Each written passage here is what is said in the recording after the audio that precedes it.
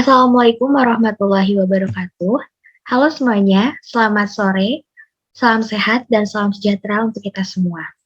Sebelumnya, kami akan menyampaikan terima kasih kepada Bapak Muhammad Sobarudin sebagai dosen pengampu mata kuliah Komunikasi Publik kelas C yang telah mengizinkan kami untuk menyampaikan presentasi pada hari ini.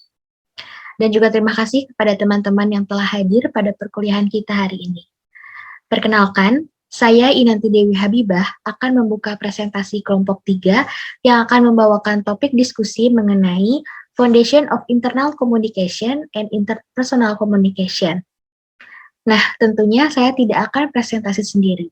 Dari kelompok 3 ini beranggotakan Alvina Fatmawati dan Ashila Fitranda Aisyah yang gemar mendengarkan musik, serta Hafidatul Nurin Kamilah dan saya, Inanti Dewi Habibah, yang gemar menonton film. Pada presentasi hari ini, terdapat 8 poin pembahasan yang akan kami sampaikan secara berurutan. Diawali dengan Ashila, yang akan menyampaikan poin mengenai pengungkapan diri dan juga komunikasi untuk membangun situasi yang mendukung. Lalu dilanjutkan oleh Ririn, yang membahas mengenai suasana yang defensif dan mendukung serta konflik dalam hubungan. Kemudian, saya akan mengupas topik mengenai pedoman menciptakan dan mempertahankan hubungan yang sehat, serta definisi dari personal relationship. Dan juga Alvina yang memberikan paparan materinya mengenai arah revolusi personal relationship dan tantangan dalam personal relationship. Nah, berbicara tentang komunikasi, apakah teman-teman tahu jika ternyata dasar dari komunikasi itu terdapat 2 jenis loh? Komunikasi dapat terjadi secara verbal maupun non-verbal. Nah, salah satu contoh komunikasi yang akan kami sampaikan pada video pengantar berikut. Selamat menyaksikan.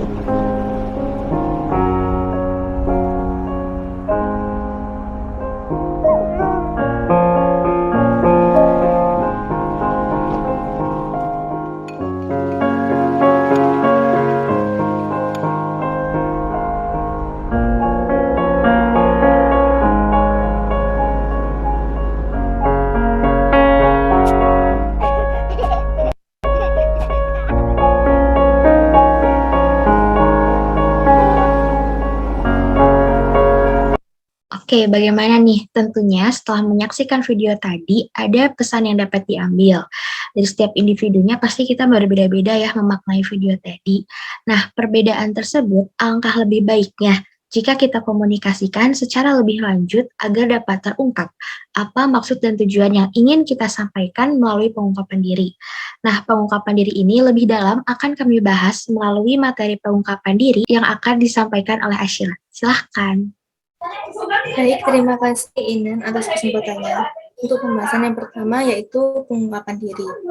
Nah, pengungkapan diri adalah pengungkapan informasi tentang diri kita yang tidak diketahui atau ditemukan oleh orang lain. Dalam pengungkapan diri terkandung nilai-nilai seperti saling berbagi perasaan, pikiran, dan pengalaman. Kemudian dari pengungkapan diri ini akan dijelaskan lagi mengenai pengungkapan diri dan pertumbuhan pribadi, serta pengungkapan diri dan kedekatan. Pertama yaitu ada pengungkapan diri dan pertumbuhan pribadi. Joseph Luke dan Hari Ingham membuat suatu model tentang jenis-jenis informasi berkaitan dengan pertumbuhan hubungan antar individu. Model ini disebut dengan jendela Johari. Model ini mencakup 4 jenis informasi. Yang pertama yaitu open area atau area terbuka, yakni area yang menjelaskan tentang hal-hal yang diketahui oleh diri sendiri maupun orang lain. Misalnya informasi mengenai nama, tinggi badan, jurusan akademik, dan sebagainya. Kemudian yang kedua yaitu blind spot atau area buta, yakni area yang menjelaskan tentang hal-hal yang diketahui oleh orang lain, namun tidak diketahui oleh diri sendiri. Misalnya orang lain mungkin melihat bahwa kita merasa tidak nyaman dalam suatu situasi yang baru, padahal kita sendiri tidak menyadari hal tersebut. Selanjutnya, yang ketiga ada facade, yaitu area yang menjelaskan tentang hal-hal yang diketahui oleh diri kita sendiri, namun orang lain tidak mengetahuinya. Misalnya saat kita mengetahui rahasia seorang, harapan, impian, minat, dan sejenisnya. Dan yang terakhir ada unknown atau area yang tidak diketahui, yaitu area yang terdiri dari informasi tentang diri kita sendiri, yang mana baik kita maupun orang lain tidak mengetahuinya. Misalnya, bakat yang belum pernah dicoba, dan reaksi yang tidak diketahui terhadap suatu pengalaman yang belum pernah kita alami. Selanjutnya yaitu penguapan diri dan kedekatan. Nah, menurut Derlega dan Bird dalam Wood, bahwa penguapan diri adalah ukuran kunci kedekatan. Jadi, kedekatan dapat dinilai dari seberapa tahu kita tentang individu tersebut, yang mana pengetahuan itu didapat dari kegiatan seperti penguapan diri. Pembahasannya selanjutnya yaitu mengenai komunikasi untuk membangun situasi yang mendukung. Nah, komunikasi untuk membangun situasi yang mendukung di dalam suatu hubungan atau situasi interpersonal dipengaruhi oleh pembenaran atau konfirmasi dan dukungan. Terdapat beberapa tingkatan dalam konfirmasi dan diskonfirmasi. Yang pertama yaitu recognition, yaitu pengakuan akan keberadaan seseorang dalam berkomunikasi. Misalnya, seperti tersenyum, memeluk, jabat tangan, dan menjaga kontak mata saat berbicara di depan umum. Yang kedua yaitu acknowledgement, yakni pengakuan tentang apa yang orang lain rasakan, pikirkan, atau katakan.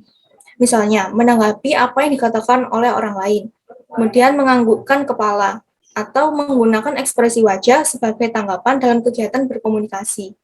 Dan yang terakhir ada endorsement, yaitu dukungan atau penerimaan perasaan, pikiran, atau perkataan orang lain.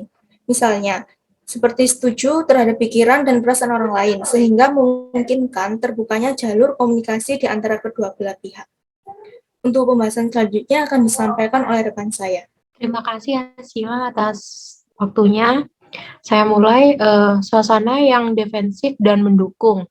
Peneliti komunikasi bernama Jack Gibb mencatat bahwa dalam beberapa hubungan kita akan merasa defensif dan waspada, sedangkan dalam hubungan lain kita akan merasa aman dan didukung.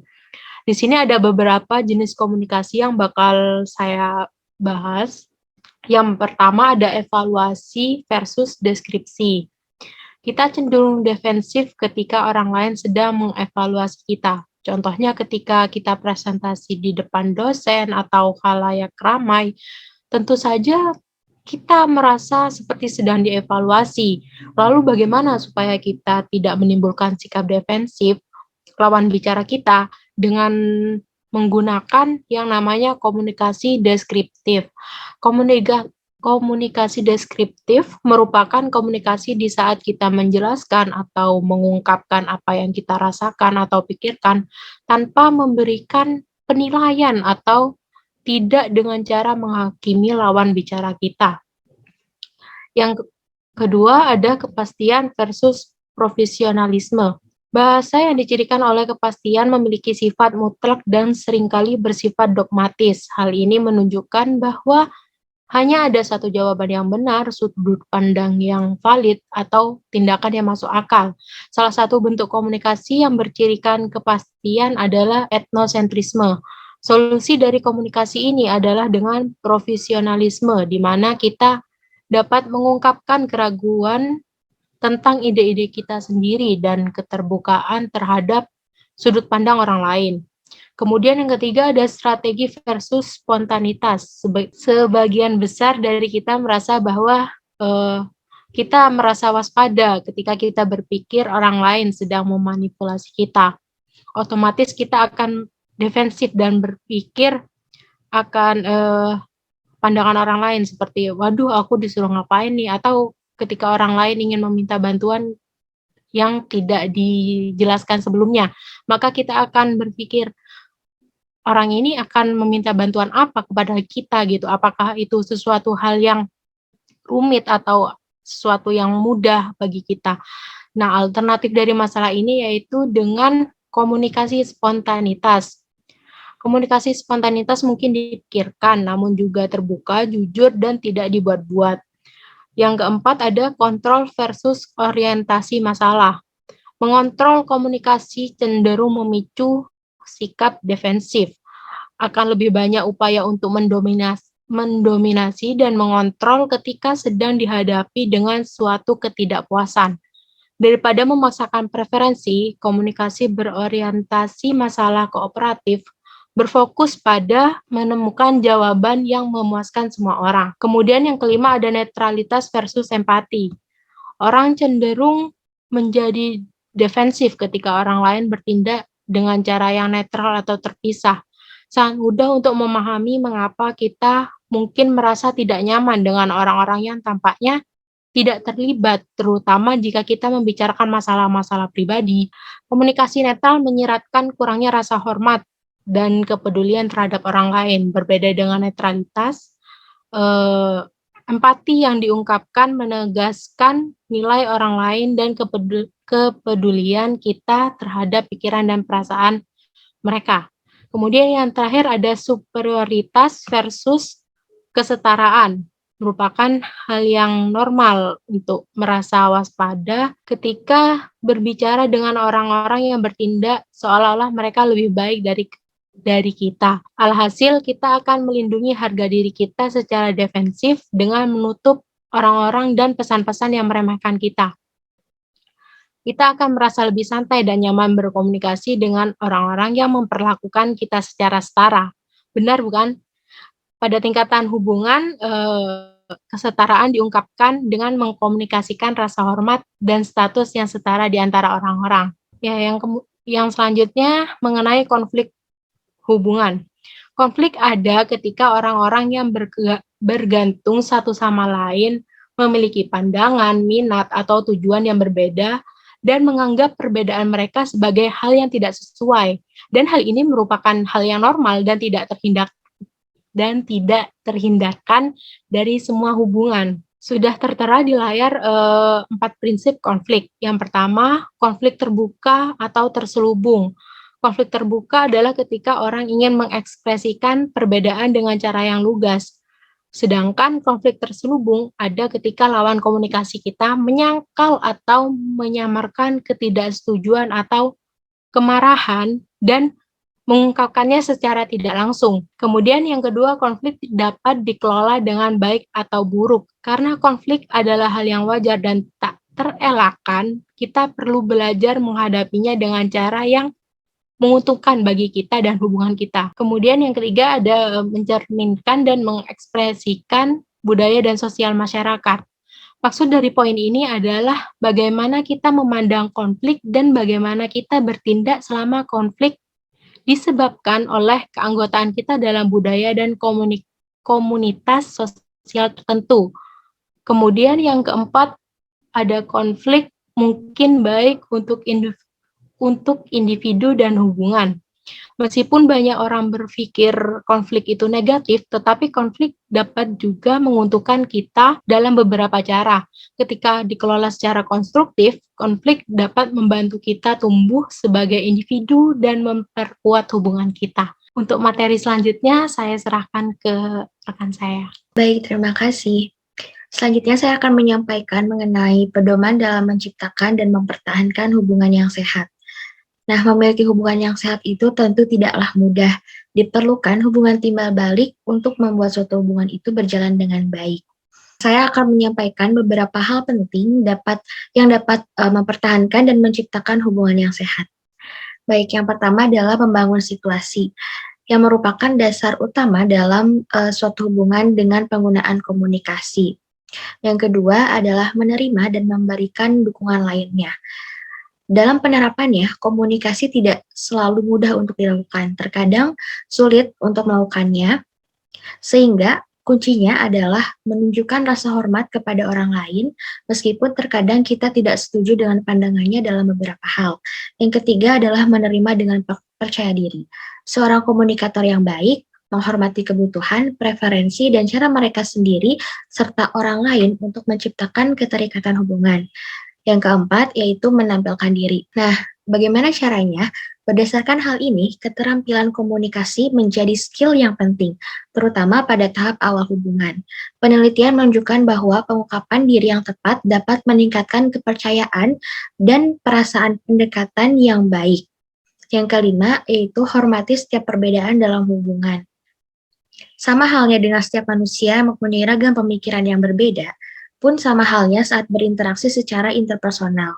Penelitian mengungkapkan bahwa setiap individu mempunyai cara yang berbeda dalam menciptakan kedekatan dengan orang lain. Hal ini disebabkan oleh latar belakang dari setiap orang yang berbeda, seperti budaya, komunitas sosial, dan gaya komunikasi yang berbeda pula.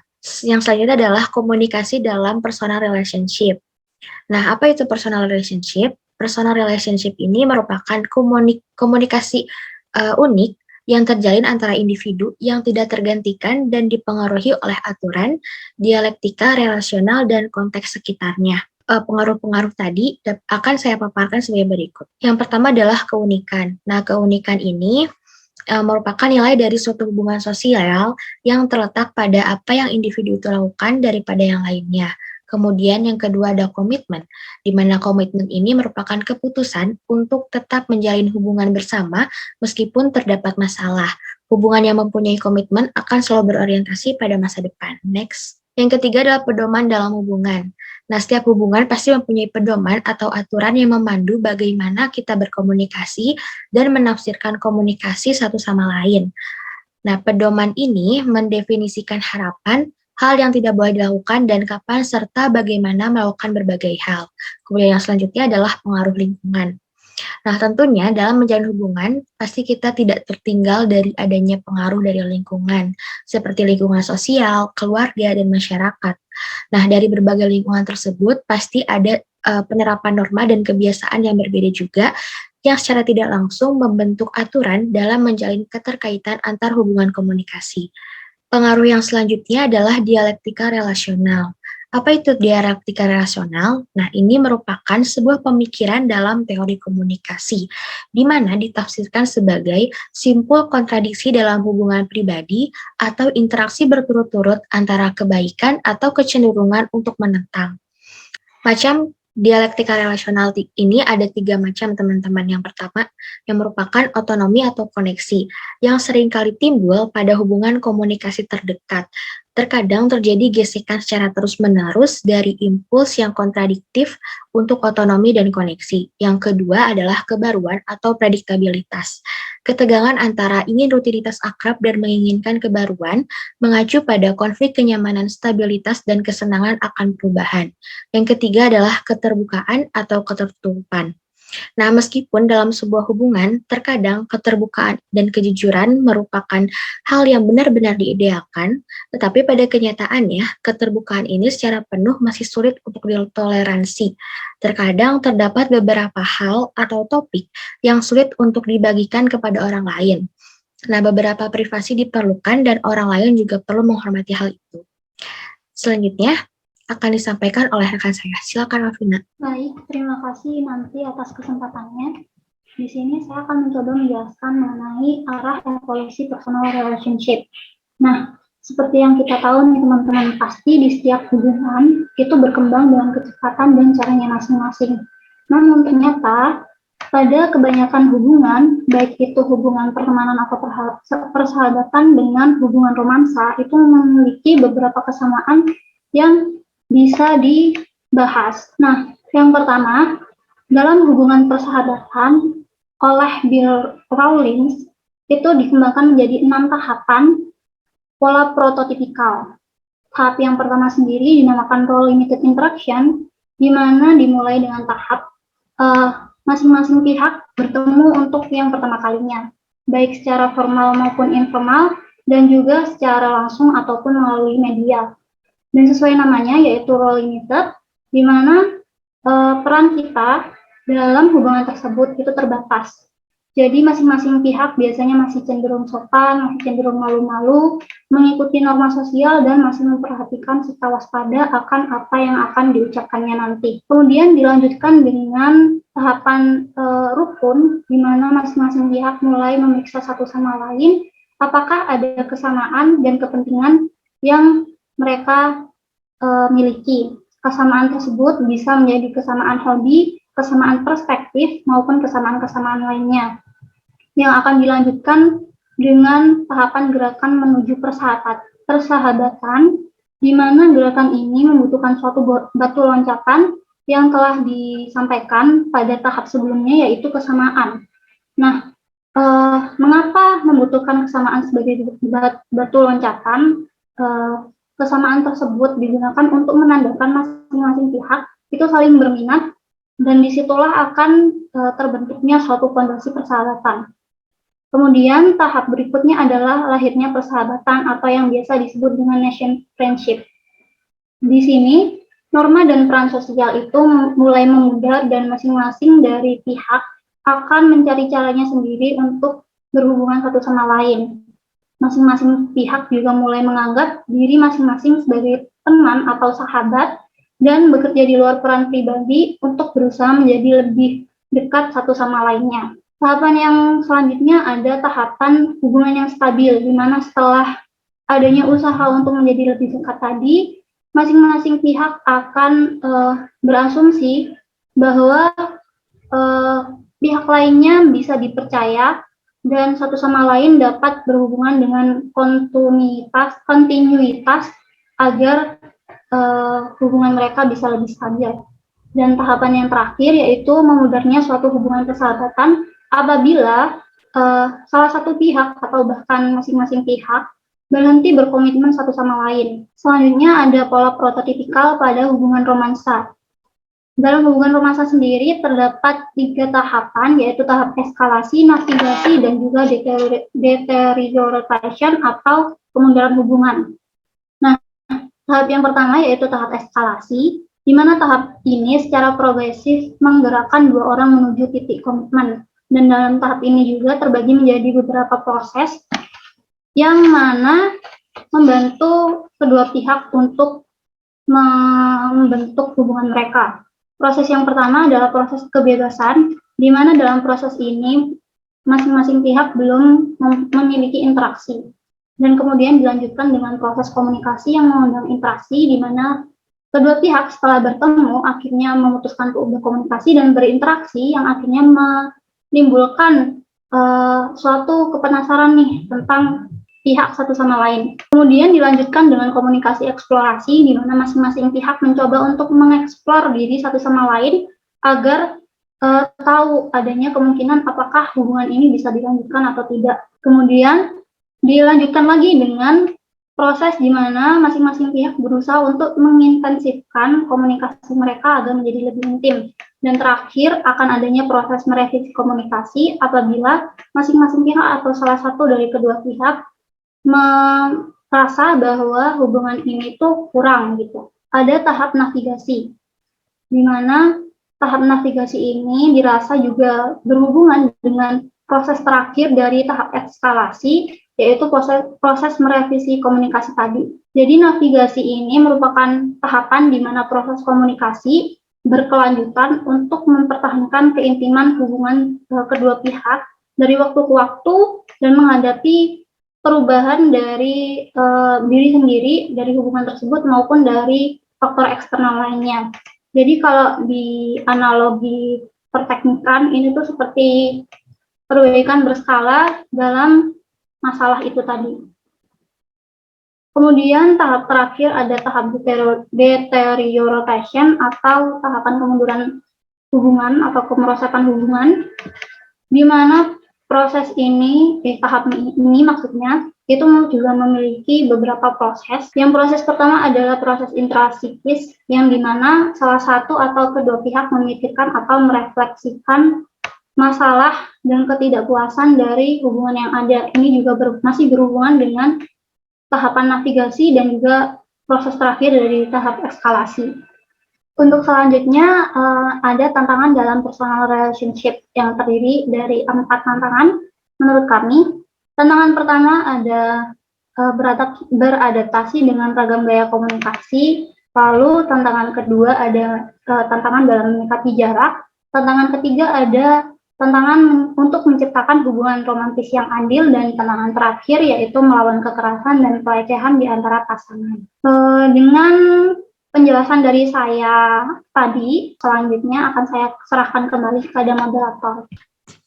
Baik, Presentasi kelompok kami sudah sampai pada bagian akhir, yakni pada bagian kesimpulan, di mana selama jalannya presentasi, kelompok kami telah membahas mengenai komunikasi yang mempunyai peran penting dalam menciptakan hubungan apapun, seperti hubungan personal communication dan interpersonal communication, serta dalam berhubungan sosial terdapat peran dari lingkungan sosial yang turut berperan, seperti peran lingkungan keluarga, masyarakat, ya, dan juga sosial lainnya. Atas perhatiannya, kami ucapkan terima kasih. Wassalamualaikum warahmatullahi wabarakatuh.